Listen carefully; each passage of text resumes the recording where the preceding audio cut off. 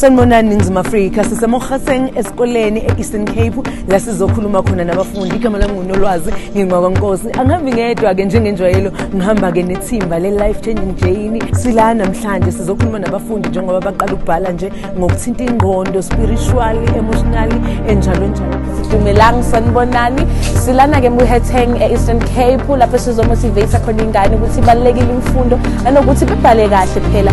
Ngochaza ukuthi umntwana yinani kumele mayeyiphupha ayitshela abazali futhi kumele aqaphele ini nokushawa ekhanda umntwana mayibhala bakhona akwenzayo angakubona esikoleni akatshela abazali metshethisa sizokwenza i-psycho-social spiritual intervention. Sinceda abantwana sobalalela sibasize akhanya